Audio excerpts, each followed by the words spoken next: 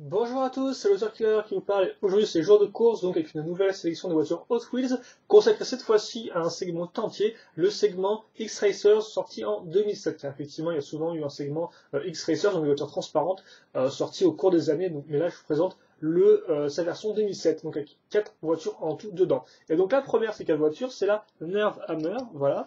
Donc, qui est sorti pour la première fois en 2006 et qui a été designée par Jun Imai et qui est sorti depuis en 10 variantes différentes. Voilà.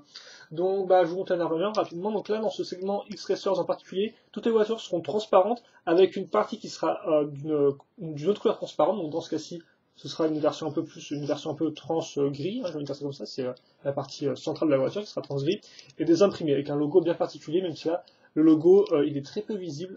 Je vous montre rapidement, vous n'allez pas voir grand chose, hein, c'est trois espèces de petites flammes, je crois, qui tournent autour d'un point. Bon, en fait, oui, c'est même le logo qu'on retrouvera sur toutes les voitures, j'ai envie de dire, quoi. Avec des petites variations à chaque fois. Et par contre, là, niveau imprimé, il y en a très peu, c'est comme vous pouvez voir. Il y a des petites bandes quasi invisibles. Le nom Nerve Hammer écrit en bas, qui a d'ailleurs assez classieux, je trouve. C'est assez intéressant de l'avoir mis ici. Et donc, voilà. Pour le reste, la voiture est une voiture assez dynamique, comme vous pouvez le voir. Elle part bien en avant. Elle a bien sûr une partie en arrière supérieure assez intéressante, avec une espèce de partie en plastique qui ressortent, voilà. Mais je pense que cette voiture-là, de toute façon, on aura l'occasion d'en reparler, parce que je l'ai en pas mal de variations différentes, voilà. Donc, je pense qu'on aura le temps d'en reparler à ce moment-là. Donc elle rend vraiment bien, comme tu le vois, tout est imprimé à l'avant. Bien sûr, après, le fait que ce soit totalement transparent et juste transparent gris fait qu'elle elle ressort pas trop, elle reste quand même très, très neutre. Hein. Idem d'ailleurs pour l'aileron, comme on peut voir, est d'une couleur blanche, parfaite comme le reste de la carrosserie. Et bien sûr, vous pouvez voir à travers la voiture, hein, donc vous pouvez voir un peu toutes les parties en plastique. L'intérieur, là, ils sont particulièrement bien avec les deux sièges, comme vous pouvez remarquer. Et donc j'aime aussi bien les jantes là, sur ces voitures-là, comme vous pouvez voir, elles sont assez intéressantes. Et je trouve qu'on les voit pas souvent, ou du moins, moi j'ai pas l'occasion de les voir souvent, ces jantes-là. Voilà. Donc voilà, qu'il doit faire l'affaire pour la Nerve Hammer, donc qui est vraiment un particulier, et je pense que ça vous avez vu, rien avec la version de profil, je pense que vous pouvez bien comprendre un peu à quoi ressemble cette voiture-là. Seconde voiture de la série, c'est la Stock Car, sortie d'abord en 2005, designée par, on n'a pas le nom, enfin, voilà, et qui est sortie depuis on va dire une dizaine de variations parce qu'il y en a d'autres, mais après elles sont vraiment minimes, quoi. Par exemple, des fois c'est la même variation sortie dans deux packages différents, donc ça compte pas tout. Donc on va dire qu'il y en a un tout entre 11, 12, voilà, dans ces eaux-là. Et donc la Stock Car qui bien sûr reprend plus ou moins les années de voitures de NASCAR, hein, donc cette compétition automobile américaine. Donc comme on peut voir, ce aussi imprimé est beaucoup plus visible, hein, donc voilà à quoi ressemble le logo, donc X-Racer 2007, une espèce de petite flamme en forme de 3. Donc là, comme on peut voir, la Stock Car, elle, ajoute un logo, je veux dire, oui, le symbole atomique, si je dis pas de bêtises. Ouais, là, vous marquez le 07 hein, pour l'année de X-Racers. Je me demande si j'ai pas une mouche, un peu comme ça qui serait dans le coin, mais c'est pas grave, on peut enchaîner. Et donc là, la couleur, c'est du bleu ciel. Là, je vous montre bien l'imprimé à l'avant. Bon, par contre, moi, ma truc est parti un peu sur le côté, comme vous pouvez le voir, un peu en cacahuète, l'intérieur de ma voiture, parce que je pense que ça c'est censé être droit, pas de côté, quoi, comme ça, hélas. Et bon, ça, j'y fais pas trop attention, même si bon, elle est par contre transparente la voiture, hein, logique. Les petites flammes de la roue, d'ailleurs, qui rendent assez bien, avec les lignes qui continuent tout le long, donc pas à l'arrière par contre. Voilà, je vous montre un peu le haut, avec la cage de protection. Il faut savoir en fait que toutes ces voitures-là, normalement, sont toutes sorties pour la première fois en version transparente. Et c'est des voitures, en fait, ces modèles-là qu'on retrouvera souvent en version transparente. Elles existent aussi des fois en version opaque, hein, mais la plupart du temps, elles arriveront en transparent. Donc ça fait qu'on retrouve en fait souvent les mêmes modèles de voitures hein, dans les séries transparentes, voilà. Dans les séries X-Racers. Voilà.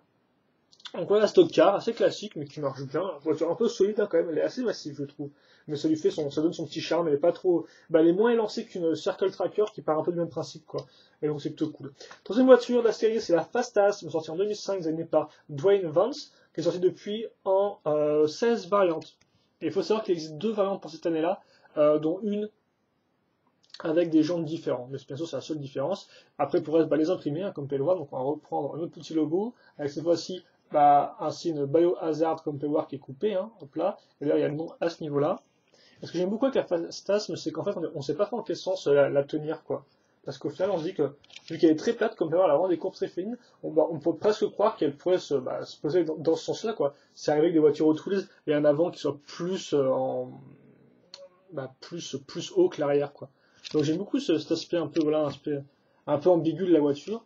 Elle a vraiment des courbes bah, très propres, hein, comme vous pouvez voir, vraiment très, vraiment ça, et voilà, c'est super simple, quoi, j'ai envie de dire, niveau courbe. Et ça rend assez bien. Après, ça fait normalement qu'elle est quand même assez, je dirais pas neutre, mais elle est assez, j'ai pas vraiment le mot en tête, quoi. Et donc, oui, bien sûr, la seconde couleur, c'est du vert, comme par vert trans. Imprimé à ce niveau-là. Hop. Les jambes sont vraiment bien aussi, elles sont bien vertes, elles ressortent vraiment beaucoup, je trouve. Enfin, c'était plus ou moins le cas avec les autres voitures, mais avec le vert métallisé comme ça, c'est vraiment une couleur que j'apprécie, je vais vous avouer. Voilà, donc voici la Fastas. Voilà, vraiment très simple, assez sobre au niveau forme, donc comme j'ai dit, et donc ça fait peut-être que justement après elle est un peu trop, bah, elle est pas, elle est on va dire un peu, j'ai plus tout le mot en tête que je cherche, mais elle ressort pas trop, voilà, on va dire qu'elle se fait pas vraiment trop remarquer, c'est peut-être aussi un problème, j'ai envie de dire aussi.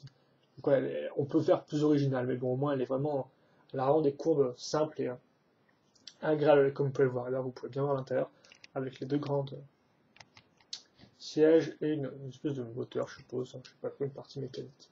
Enfin, dernière voiture de ce segment de Series-là, c'est en 2007, donc, c'est la Vendetta, designée en 2005 par Greg Paddington, enfin, designée en 2005, sortie tout d'abord en 2005, mais évidemment, après, sont souvent designés un an à l'avance, vous vous doutez bien. Donc la Vendetta qui est un style complètement différent parce qu'autant les autres elle a quand même un style un peu plus en avant, quoi, je dirais, elle a un style un peu rapide, même si bon, elles sont quand même toutes différentes, hein, bien évidemment la Nervhammer est quand même différente de la Stock Car qui est comme ça différente de la Fastasm, mais la Vendetta part beaucoup plus sur un principe de voiture un peu plus fermé, beaucoup plus compact comme vous pouvez le voir, hein. Et là, d'ailleurs la roue arrière est assez grosse par rapport à la roue avant, hein. Je me sens que sur toutes les autres voitures, les roues étaient de même taille, là, c'est pas le même cas. Enfin, quoi que sur la Stock Car, les roues sont différentes. Et peut-être aussi un poil sur la Fastas, mais là c'est vraiment visible, hein, comme vous pouvez le voir. Donc bon, cette fois-ci vous avez un logo de l'atome, hein, comme vous pouvez voir, qui est dans la flamme. Vous avez aussi le nom d'ailleurs, donc je dirais que vous aviez le nom Vendetta, en fait, là ils ont écrit Vanish, étrangement. Et donc là c'est bien sûr le rouge, la couleur secondaire. Comme par le logo ici. Et donc au final, c'est vrai que la Nervhammer est la seule voiture qui n'a pas de logo à l'avant parce qu'on peut pas mettre de logo tout bêtement vu qu'il y a des parties en plastique opaques dessus. C'est vraiment étrange. Ça fait qu'elle est vraiment différente la Nervhammer au final des autres voitures, je trouve, parce qu'elle a des imprimés beaucoup moins visibles et une couleur beaucoup plus sobre. C'est du gris clair. Tandis que là, c'est comme tu vois, bah, du rouge par exemple, hein. Et donc, bah, ce qui est vraiment intéressant, c'est l'intérieur. Vous pouvez pas trop voir, mais voilà, donc déjà, il y a une seule place de pilote, comme vous pouvez remarquer. Et ensuite, il y a vraiment une espèce de grosse turbine à l'intérieur. Bon, on ne pourra peut-être pas le voir, hélas. Je n'arrive pas à vous montrer, parce que de toute façon, elle a beau être imprimée, il y a quand même des grosses, il y a quand même des grosses imprimés. Non, elle a beau être transparente, il y a quand même des gros imprimés dessus. Voilà, excusez-moi. Et là, remarquez que l'arrière est ouvert. C'est intéressant, ça, l'arrière de la voiture. Oui, le dessous de la voiture. Avec un petit aileron d'ailleurs, comme vous pouvez voir, qui est remarqué, hein, qui part ici, qui hop, hop, hop, on a fait un petit aileron comme ça. Donc, vraiment une forme sympathique, là encore. Même si c'est pas trop mon style de voiture de base, mais au moins, elle est bien particulière, quoi. Elle a un look vraiment à elle. Et donc, bah, elle est sortie en 6 variantes aussi, en tout cas, si vous voulez tout savoir, en tout. Donc, pas des masses, hein, quand même, depuis 2005.